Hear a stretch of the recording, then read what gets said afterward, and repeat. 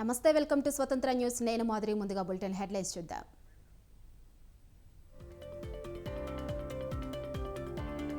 కుటుంబాలను చీల్చి రాజకీయం చేస్తారు. కాకినాడ సభ సాక్షిగా జగన్ సంచలన వ్యాఖ్యలు.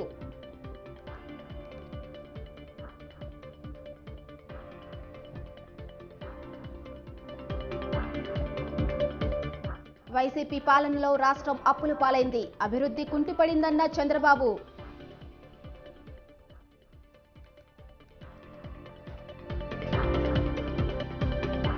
మేనల్లుడు పెళ్లికి అందిన ఆహ్వానం. సీఎం జగన్ ను ఆహ్వానించిన షర్మిల.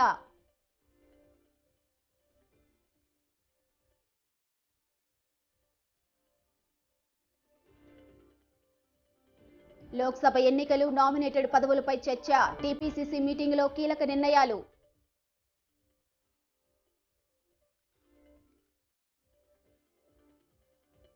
అమర్ రాజా కంపెనీకి సహకారం అందిస్తాం. శుద్ధ ఇంధనం ఉత్పత్తికి కట్టుబడి ఉన్నామన్న రేవంత్.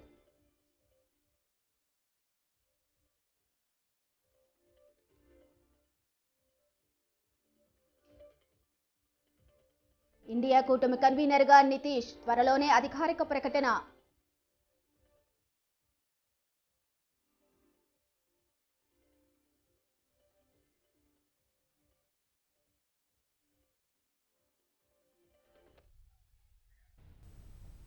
కాకినాడ వేదికగా కీలక వ్యాఖ్యలు చేశారు వైసీపీ అధినేత ఏపీ సీఎం జగన్.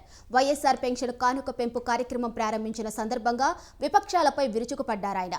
రాబోయే రోజుల్లో మరిన్ని కుట్రలకు తెరతీస్తారని, చివరికి కుటుంబాలను చీల్చి రాజకీయాలు చేస్తారంటూ ఘాటైన వ్యాఖ్యలు చేశారు ముఖ్యమంత్రి.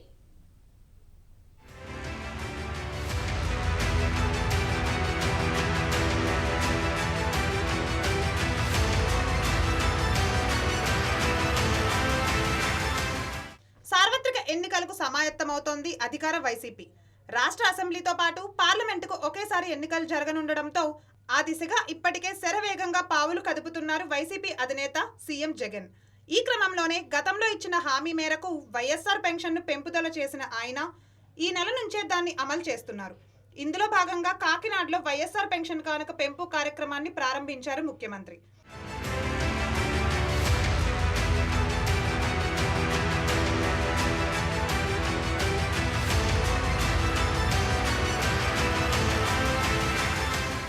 ప్రతి పేదవాడికి మంచి జరగాలి అన్నదే తన లక్ష్యమన్నారు వైఎస్ జగన్.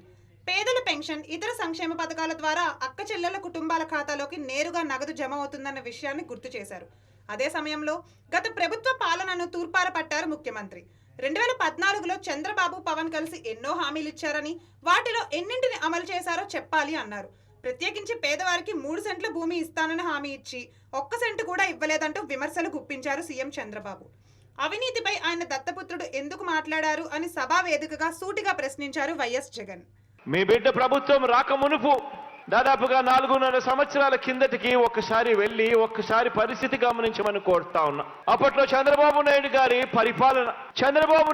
పరిపాలనలో ఎన్నికలకు 2 నెలల ముందు వరకు కూడా, అంటే 4 సంవత్సరాల 10 నెలల వరకు కూడా ఆయన పరిపాలన చేసిన ఈ 4 సంవత్సరాల 10 నెలల కాలంలో ఎన్నికలకు కేవలం 2 నెలల ముందు వరకు కూడా పెన్షన్ ఎంత అంటే కేవలం 1000 రూపాయలు ఇచ్చే ఆ రోజులు ఒక్కసారి గుర్తుకు తెచ్చుకోమని అడుగుతా ఉన్నా. ఎన్నికలే రాకపోయింటే, మీ బిడ్డ జగన్ 2000 చేస్తాడు అని చెప్పకపోయింటే ఆ చంద్రబాబు చేసేవాడా అని చెప్పి ప్రతి అవ్వను, ప్రతి తాతను మీ గుండెల మీద మీరు చేతులు వేసుకుని ఆలోచన చేయమని చెప్పి ప్రతి అవ్వను, ప్రతి తాతను కోరుతా ఉన్నా. గత 5 సంవత్సరాల చంద్రబాబు నాయుడు గారి పాలనలో ఎన్నికలకు 6 నెలల ముందు వరకు కూడా ఎంతమందికి పెన్షన్లు ఇచ్చేవాళ్ళు అని అంటే కేవలం 39 లక్షల మందికి. ఎన్నికలు సమీపిస్తున్న వేళ రాబోయే రోజుల్లో మరిన్ని కుట్రలకు తెరతీస్తారంటూ విపక్షాలను ఉద్దేశిస్తూ సంచలన వ్యాఖ్యలు చేశారు సీఎం జగన్. చివరకు కుటుంబాలను చీల్చి మరీ రాజకీయాలు చేస్తారంటూ మరింత ఘాటైన వ్యాఖ్యలు చేశారు. రాబోయే రోజుల్లో ఇంకా ఎక్కువ మోసాలు చేసే పరిస్థితి వస్తుంది. రాబోయే రోజుల్లో ప్రతి ఇంటికి కేజీ బంగారం ఇస్తాము అని చెప్పే నాయకులు వస్తారు. రాబోయే రోజుల్లో ప్రతి ఇంటికి ఒక బెంజ్ కార్ ఇస్తామని చెప్పే నాయకులు కూడా మీ ఇంటి దగ్గరికి వస్తారు. రాబోయే రోజుల్లో కుట్రలు ఎక్కువ జరుగుతాయి. కుతంత్రాలు ఎక్కువ జరుగుతాయి, కుటుంబాలను అడ్డగోలుగా చీల్చే కార్యక్రమాలు కూడా జరుగుతాయి. రాబోయే రోజుల్లో పొత్తులు ఎక్కువగా పెట్టుకుంటారు, కుటుంబాలను చీలుస్తారు, రాజకీయాలు చేస్తారు, అబద్ధాలు చెప్తారు, మోసాలు చేస్తారు. ఇవన్నీ కూడా జరుగుతాయి. అప్రమత్తంగా ఉండమని చెప్పి మిమ్మల్ని అందరినీ కోరుతా ఉన్నా. ఓవైపు జగన్ సోదరి షర్మిల కాంగ్రెస్ పార్టీలో చేరనున్నారు. గతంలో తనను కాంగ్రెస్ పార్టీ ఎంతగానో ఇబ్బంది పెట్టిన విషయాన్ని ఇప్పటికే పలుమార్లు చెప్పారు జగన్.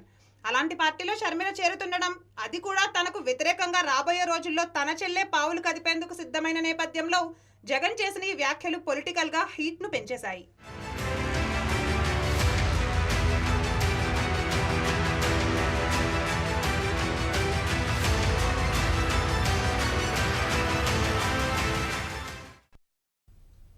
వైసీపీ పాలనలో రాష్ట్రాన్ని అప్పులమయం చేశారని టీడీపీ అధ్యక్షుడు చంద్రబాబు అన్నారు. 12 లక్షల కోట్లు అప్పులు తీసుకువచ్చారని చెప్పారు. రాష్ట్రంలో అభివృద్ధి మొత్తం కుంటుపడిందని తెలిపారు. అభివృద్ధి చేసిన వ్యవస్థలను దెబ్బతీశారని మండిపడ్డారు. టీడీపీ చేపట్టిన 100 సంక్షేమ కార్యక్రమాలను రద్దు చేశారని తెలిపారు. జగన్, వైసీపీ ఎమ్మెల్యేలు ఎవరికి దోచినంత వారు దోచుకున్నారని ఆరోపించారు. ఎన్నికల తర్వాత జగన్ ఉండడన్న చంద్రబాబు ఏపీలో మళ్లీ టీడీపీదే అధికారమని ధీమా వ్యక్తం చేశారు. కార్యక్రమం చైర్పర్సన్ సత్యప్రసాద్ గారిని ఈ కార్యక్రమాన్ని నిర్వహించవలసిందిగా కోరుతున్నా. 100 రోజుల్లో అసెంబ్లీ ఎన్నికలు అయిపోతాయి. అసెంబ్లీ పార్లమెంట్ 2 ఎన్నికలు అయిపోతాయి. 45 ఏళ్లుగా రాజకీయాల్లో ఉన్నాను. 72లో మొదటిసారి ఎమ్మెల్యే అయ్యాను. కానీ ఎంతోమంది ముఖ్యమంత్రులు చూశాను. కానీ ఇంత దారుణమైన ముఖ్యమంత్రిని, ఇంత దారుణమైన పరిపాలన ఎప్పుడూ చూడలేదు. వారు చెప్పినట్టు 12 లక్షల కోట్ల రూపాయలు అప్పు తీసుకొచ్చారు అంటే ఆషామాషి కాదు. రెండో పక్కన మీరు ఒక్కసారి ఆలోచిస్తే అభివృద్ధి బాగా కుంటుపడిపోయింది. వారు ఒక మాట చెప్పిన దాని ప్రకారం 75 సంవత్సరాలుగా అభివృద్ధి చేసిన వ్యవస్థల్ని, ఒక ఇన్స్టిట్యూషన్ బిల్డప్ చేయడం చాలా సమయం పడుతుంది. దాన్ని ఇమ్మీడియట్గా విధ్వంసం చేయడం చాలా ఈజీ. అదే జరిగింది ఈరోజు.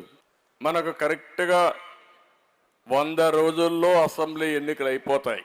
అసెంబ్లీ పార్లమెంట్ 2 ఎన్నికలు అయిపోతాయి. జనసేనాని పవన్ కళ్యాణ్ కాకినాడపై స్పెషల్ ఫోకస్ పెట్టారు. రేపటి నుంచి 3 రోజుల పాటు కాకినాడలో ఉండనున్నారు. అమలాపురం, రాజమండ్రి పార్లమెంటు పరిధిలోని అసెంబ్లీ నియోజకవర్గాల కోఆర్డినేటర్లతో విడివిడిగా సమావేశం కానున్నారు. గత వారంలో 3 రోజులు కాకినాడలోనే ఉన్న పవన్ కళ్యాణ్ కాస్త విరామం తర్వాత మళ్లీ పర్యటించేందుకు సిద్ధమయ్యారు. కాకినాడ సిటీపై ప్రత్యేక దృష్టి పెట్టిన జనసేనాని డివిజన్ల వారీగా నేతలు, కార్యకర్తలతో సమావేశమవుతున్నారు.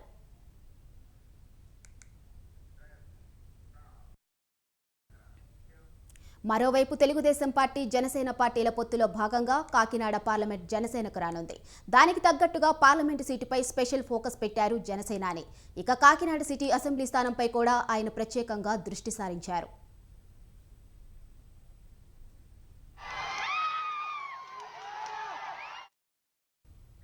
గతంలో వారాహి యాత్ర సమయంలో పవన్ కళ్యాణ్, వైసీపీ ఎమ్మెల్యే ద్వారంపూడి చంద్రశేఖర్ రెడ్డిల మధ్య ప్రతి సవాళ్లు నడిచాయి.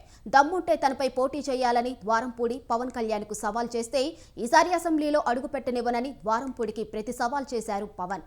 స్థానిక నేతలు కూడా ఈసారి పవన్ కళ్యాణ్ను కాకినాడ సిటీ నుంచి పోటీ చేయమని కోరుతున్నారు. ఈ క్రమంలో కాకినాడపై పవన్ స్పెషల్ ఫోకస్ పెట్టినట్లు తెలుస్తోంది.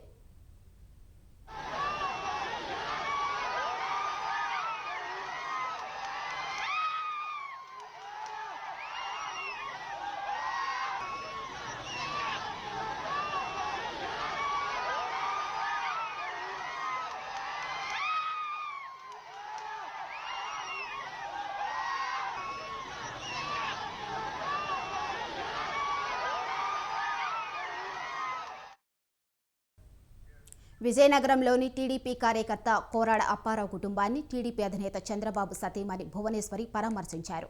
చంద్రబాబు అక్రమ అరెస్టును తట్టుకోలేక కోరాడ అప్పారావు గుండెపోటుతో గత ఏడాది సెప్టెంబర్ 10న అప్పారావు మరణించాడు.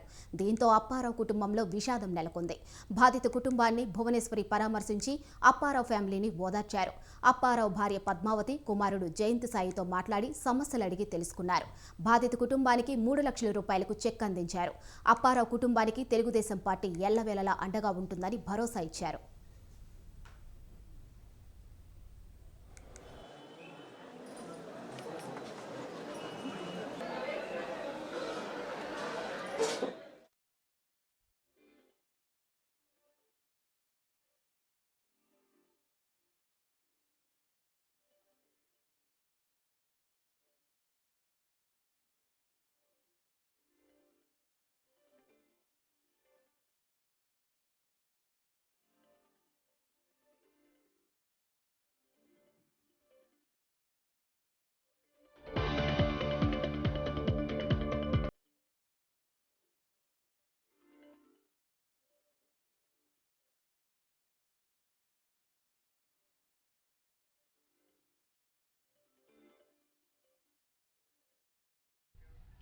బ్రేకింగ్ న్యూస్ చూస్తున్నాం. ఎన్టీఆర్ జిల్లా తిరువూరులో ఉద్రిక్తత చోటు చేసుకుంది. టీడీపీ ఎంపీ కేశినేని నాని, ఆయన సోదరుడు చిన్ని వర్గాల మధ్య ఘర్షణ చెలరేగింది. తిరువూరు టీడీపీ కార్యాలయం వద్ద 2 వర్గాలు పరస్పరం దాడి చేసుకున్నారు. అయితే ఇరు వర్గాలను చెదరగొట్టే క్రమంలో స్థానిక ఎస్పైకి తీవ్ర గాయాలయ్యాయి.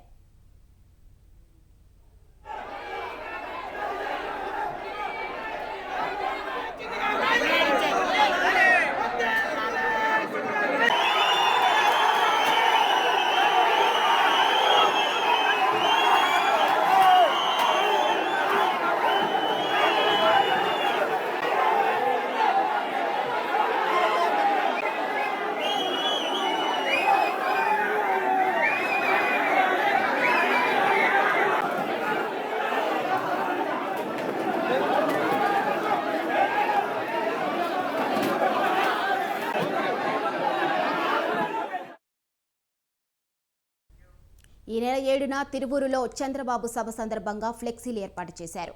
అయితే అక్కడ కేశినేని నాని ఫ్లెక్సీ లేకపోవడంతో ఆయన వర్గీయులు ఆగ్రహానికి గురయ్యారు. అక్కడే ఉన్న చిన్ని ఫ్లెక్సీని చించేశారు. అయితే అందులో పవన్ కళ్యాణ్ ఫోటో కూడా ఉండటంతో జన సైనికులు నొచ్చుకున్నారు. తీవ్ర అభ్యంతరం వ్యక్తం చేస్తూ ఆ సమావేశం బహిష్కరిస్తూ వెళ్లిపోయారు. అదే సమయంలో తిరువూరు ఇన్ఛార్జ్ దత్తుపై నాని వర్గీయులు దాడి చేశారు. చిన్నిని లోపలికి రానివ్వబోమంటూ అడ్డుగా బైఠాయించారు. ఇరు వర్గాలను అడ్డుకునే ప్రయత్నం చేసిన స్థానిక ఎస్ఐ తలకు బలమైన గాయమైంది. వెంటనే ఆయన్ను ఆసుపత్రికి తరలించారు.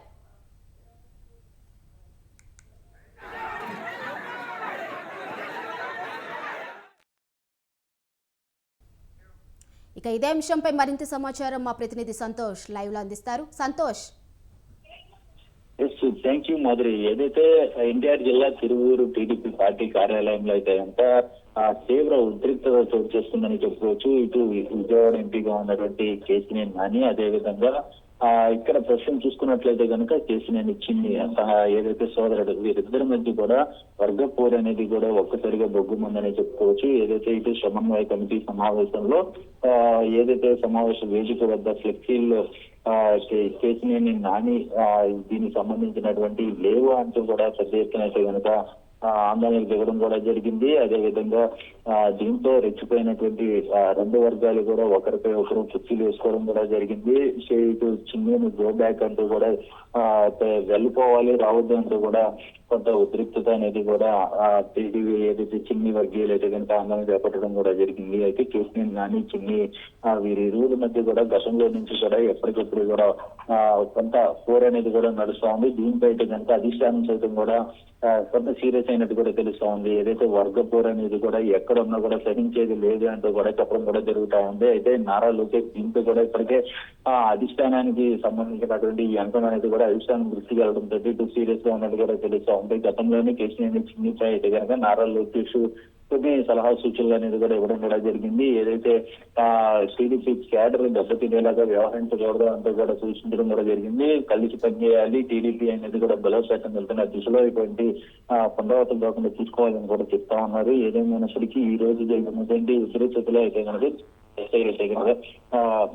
తలకి దెబ్బలు తగలడం కూడా జరిగింది. ఎస్ఐ సతీష్ ని వెంటనే ప్రభుత్వ ఆసుపత్రులు కూడా తరలించడం కూడా జరిగింది. అయితే పోలీసులు ఈ ఘర్షణ అదుపులో తీసుకొచ్చే విధంగా కూడా చర్యలు చేపట్టినప్పటికీ కూడా పోలీసులపై సైతం కూడా ఎగబడిన పరిస్థితులు అయితే ఏర్పడ్డాయి. అయితే ఈ నేపథ్యంలో ఇటు ఫ్లెక్సీల తోటి కారణమైనటువంటి వివాదం పూర్తి స్థాయిలో అయితే కనుక పెద్ద ఎత్తున రసాభాసగా అయితే కనుక మారిందని చెప్పుకోవచ్చు. ఏదైతే టీడీపీ ఫ్లెక్సీల్లో పవన్ కళ్యాణ్ ఫోటోని చించివేయడంతో కోపంతో ఊగిపోయిన జన సైనికులు కూడా అక్కడ జరిగిన పరిస్థితులు అయితే ఉన్నాయంటే, దీంతో పాటు ఇటు టీడీపీ జనసేన సమన్వయ కమిటీ సమావేశంలో ఇటువంటి ఆందోళనపై అయితే కనుక ఇరు పార్టీ అధినేతలు అయితే కనుక తీవ్రంగా అయితే కనుక దీన్ని ఖండిస్తున్న పరిస్థితులు ఏర్పడతా ఉన్నాయి. ఇప్పటికే చూసుకున్నట్లయితే కనుక వీరి అందరినీ కూడా సమన్వయంతో కలిసిమెలిసి వెళ్ళాలంటూ కూడా సూచించినప్పటికీ ఇటువంటి ఆందోళన జరిగిన నేపథ్యంలో ఇటు ఇంకోసారి అయితే కనుక సీరియస్ గా తీసుకున్నట్టు కూడా తెలుస్తా ఉంది. మరి right, thank you Santosh.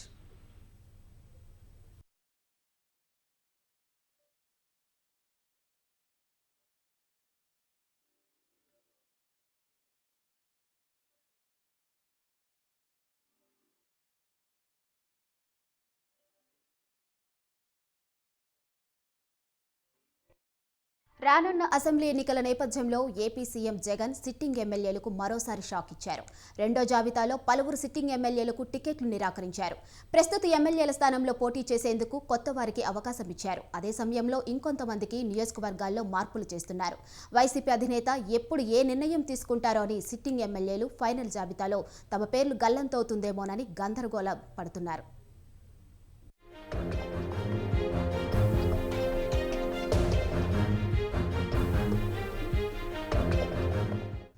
YSR Congress party ఎమ్మెల్యేల మార్పులు చేర్పుల రెండో జాబితా విడుదల చేసింది. మొదటి జాబితాలో 11 నియోజకవర్గాల్లో మార్పులు చేశారు. రెండో జాబితాలో ఏకంగా 27 నియోజకవర్గాల్లో మార్పులు చేశారు సీఎం జగన్. రెండో జాబితాలో భారీగా సిట్టింగ్ ఎమ్మెల్యేలకు షాక్ ఇచ్చారు. అనకాపల్లి ఎమ్మెల్యే జగన్ కేబినెట్ లో మంత్రి గుడివాడ అమర్నాథ్ కు కూడా పెద్ద షాక్ ఇచ్చారు. అనకాపల్లి సమన్వయకర్తగా మసాలా భరత్ కుమార్ ని సమన్వయకర్తగా నియమించారు. అయితే మంత్రి అమర్నాథ్ కి ఎక్కడ టికెట్ కేటాయిస్తారనే విషయంలో మాత్రం క్లారిటీ రాలేదు. పాయకరావుపేట ఎమ్మెల్యే గొల్ల బాబురావుకి టికెట్ నిరాకరించారు. గొల్ల బాబురావుకి రాజ్యసభకు పంపిస్తాము అని హామీ ఇచ్చారు.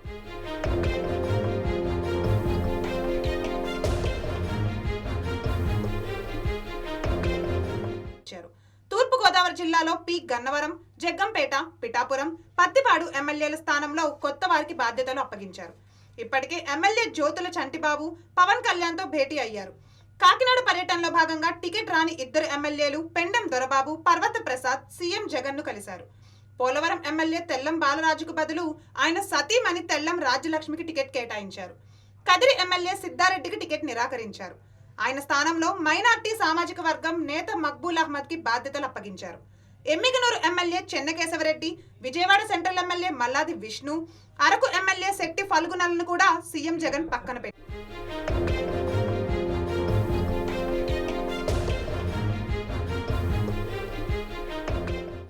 మొదటి జాబితాలో ఎమ్మెల్యేలు సుధాకర్ బాబు, తిప్పల నాగిరెడ్డి, మంగళగిరి ఎమ్మెల్యే ఆళ్ల రామకృష్ణారెడ్డిని సీఎం జగన్ పక్కన పెట్టారు. రానున్న రోజుల్లో మరికొంతమంది ఎమ్మెల్యేలకు షాక్ తప్పదు అని వైసీపీ వర్గాలు చెబుతున్నాయి.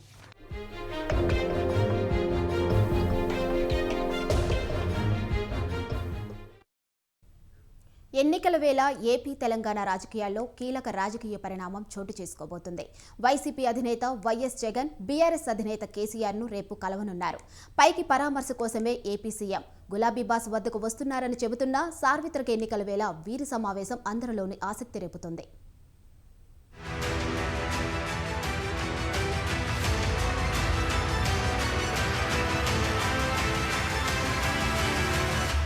తెలుగు రాష్ట్రాల్లో రాజకీయం రోజు రోజుకు వేడెక్కుతోంది. పరిణామాలు శరవేగంగా మారిపోతున్నాయి. 2019తో పోలిస్తే ఇప్పుడు ఎన్నో మార్పులు, మరెన్నో చేర్పులు. సరిగ్గా ఇలాంటి పరిస్థితుల నేపథ్యంలో AP CM YS Jagan BRS అధినేత కేసీఆర్తో సమావేశం కానున్నారు. ఇదే ఇప్పుడు 2 రాష్ట్రాల్లో హాట్ టాపిక్గా మారింది.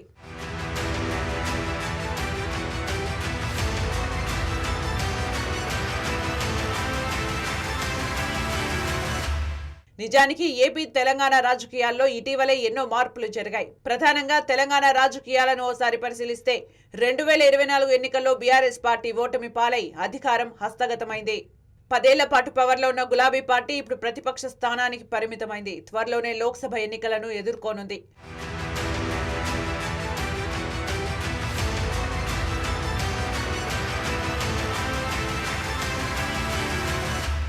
ఏపీ విషయానికి టీడీపీ జనసేన 2024 ఎన్నికల్లో కలిసే పోటీ చేస్తాయని అంతా భావించారు. ఎన్నికల ముందు పొత్తుపై ఒక ప్రకటన వస్తుందని అనుకున్నారు. కానీ అనూహ్యంగా స్కిల్ స్కామ్ లో చంద్రబాబు అరెస్ట్ కావడంతో రాజమండ్రి జైలు వద్దనే పొత్తుకు సంబంధించి కీలక ప్రకటన చేశారు జనసేనాని పవన్ కళ్యాణ్. వైసీపీ వ్యతిరేక ఓటు చీలవద్దనేదే తమ లక్ష్యమని చెప్పుకొచ్చారు ఆయన. నేను కోరుకుంటుంది కూడా 2014లో ఈ వైసీపీ అరాచక పాలన నుంచి బయటపడాలంటే ఎన్డీఏగా పోటీ చేసిన తెలుగుదేశం పార్టీ, జనసేన, భారతీయ జనతా పార్టీ కలిసి వెళ్లాలని నా కోరిక. ఆంధ్రప్రదేశ్ రాజకీయాల్లో మరో కీలక పరిణామం ఏపీ సీఎం వైఎస్ జగన్ సోదరి షర్మిల కాంగ్రెస్ పార్టీలో చేరేందుకు నిర్ణయించుకోవడం. తెలంగాణ ఫలితాలు ఇచ్చిన ఉత్సాహంతో ఏపీలోనూ పుంజుకోవాలని భావిస్తోంది కాంగ్రెస్ పార్టీ. ఈ క్రమంలోనే వైఎస్ జగన్ సోదరి షర్మిలను తమ వైపు తిప్పుకోవడంలో సక్సెస్ అయింది. దీంతో హస్తం పార్టీతో పాటు కలిసి నడిచేందుకు తాను సిద్ధంగా ఉన్నానంటూ షర్మిల చెప్పడం రాజకీయంగా సంచలనం సృష్టించింది. కాంగ్రెస్ గుటికి జగన్ సోదరి రావడం ద్వారా వైసీపీ ఓటు బ్యాంకుకు గండి పడుతుందన్నది హస్తం పార్టీ ఆలోచనగా కనిపిస్తోంది. ఇందులో భాగంగానే షర్మిలకు ఏపీలో కీలక బాధ్యతలు ఇచ్చి వైసీపీని దెబ్బకొట్టే ఆలోచనతోనే హస్తం హైకమాండ్ వ్యూహాత్మకంగా పావులు కదుపుతోందన్న అభిప్రాయం వ్యక్తమవుతోంది.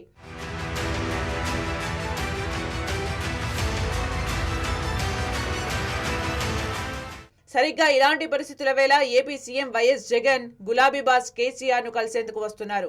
ఇటీవలే గులాబీ బాస్ కింద పడడంతో తుంటి ఆపరేషన్ చేశారు వైద్యులు. అప్పట్లో కేసీఆర్ ను పరామర్శించేందుకు రాలేదు జగన్. కానీ ఎప్పటికప్పుడు ఆయన ఆరోగ్యం గురించి అడిగి తెలుసుకున్నారు. ఇప్పుడు బీఆర్ఎస్ అధినేతను పరామర్శించేందుకు హైదరాబాద్ వస్తున్నారు వైఎస్ జగన్.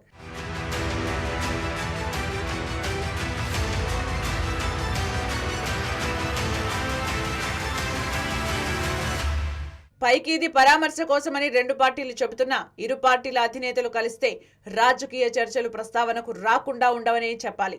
పైగా త్వరలోనే సార్వత్రిక ఎన్నికలు రానున్నాయి.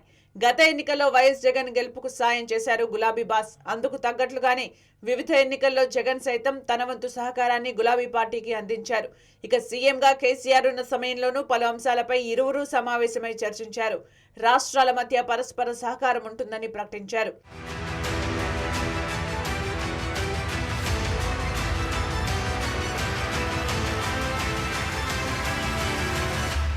మరోవైపు ఇప్పటికే రానున్న ఎన్నికల కోసం అభ్యర్థుల్ని ఖరారు చేసే పనిలో ఉన్నారు వైఎస్ జగన్. అదే సమయంలో మొన్నటి ఎన్నికల్లో పెద్దగా అభ్యర్థులు మార్పు చేయకపోవడం వల్లే బీఆర్ఎస్ దెబ్బతిన్నదన్న కామెంట్లు వినిపించాయి. ఇలాంటి నేపథ్యంలో రానున్న లోక్సభ ఎన్నికలకు ఎలాంటి వ్యూహాలు అనుసరించాలన్న దానిపైన ఇరువురు నేతలు చర్చించే అవకాశాలున్నాయన్న వాదన వినిపిస్తోంది. పైగా కేసీఆర్ ను జగన్ తన సోదరుడిగా భావిస్తుంటారు. ఈ క్రమంలోనే రానున్న ఏపీ అసెంబ్లీ ఎన్నికల్లో ఎలాంటి వ్యూహం అనుసరించాలన్న దానిపైన చర్చ జరగనున్నట్లు తెలుస్తోంది. ఇంతకు ఇరు పార్టీల అధినేతలు ఏం చర్చిస్తారు అన్నది మరికొన్ని గంటల్లో తేలనుంది.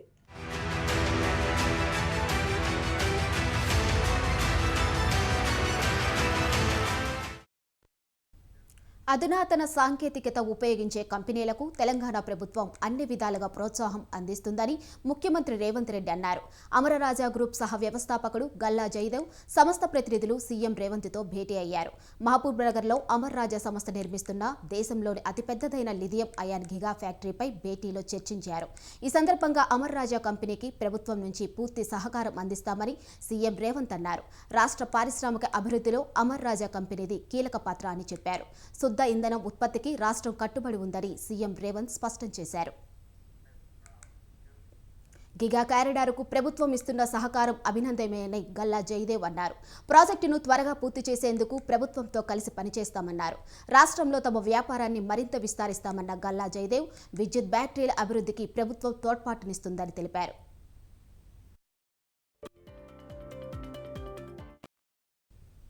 తెలంగాణ హక్కుల గురించి మాట్లాడటం కాంగ్రెస్ బీజేపీలకు లేదని బీఆర్ఎస్ వర్కింగ్ ప్రెసిడెంట్ కేటీఆర్ అన్నారు.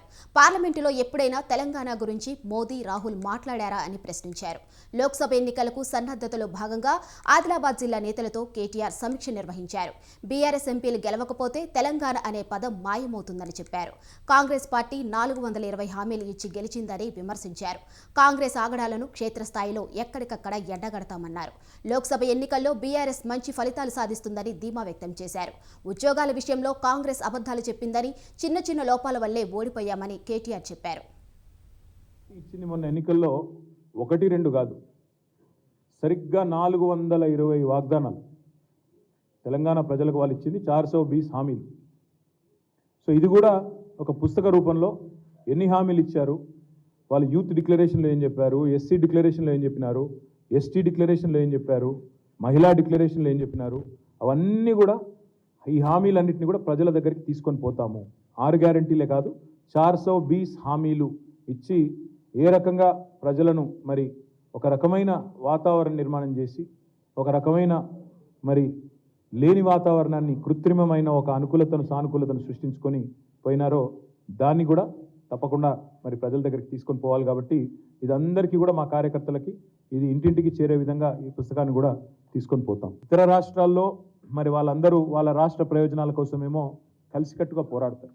ఇక్కడ రాజకీయంగా ఎన్ని వైరుధ్యాలు ఉన్నా తమిళనాడులో మళ్ళీ తమిళనాడు రాష్ట్ర ప్రయోజనాల విషయానికి వస్తే ఎంపీలందరూ ఒకటవుతారు. కానీ దురదృష్టం తెలంగాణలో ఆ పరిస్థితి లేదు.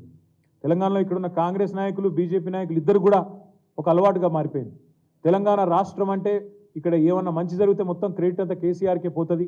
కాబట్టి ఎట్లన్నా ఈ రాష్ట్రానికి ఏమైనా రాకపోయినా లేదా ఈ రాష్ట్రానికి ఏమైనా నష్టం జరిగినా పర్వాలేదు, కానీ తెలంగాణ మాత్రం ముందుకు పోవద్దు అన్నట్టు ఎన్నడూ తెలంగాణ జెండాను కానీ ఎజెండాను కానీ పార్లమెంట్లో కాంగ్రెస్ కానీ బీజేపీ కానీ ప్రస్తావించిన పాపాన గత 10 ఏళ్లలో పోలేదు.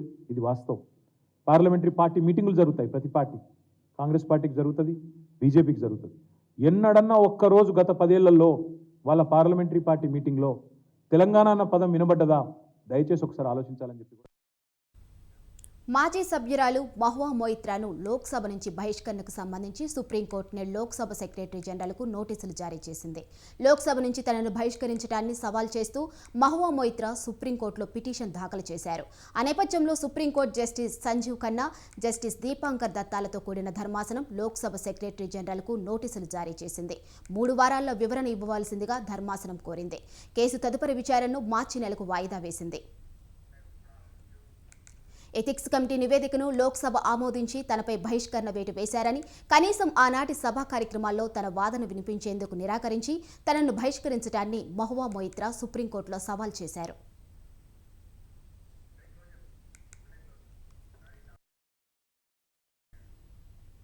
ఇవి బులెటిన్ అప్డేట్స్. చూస్తూనే ఉండండి స్వతంత్ర.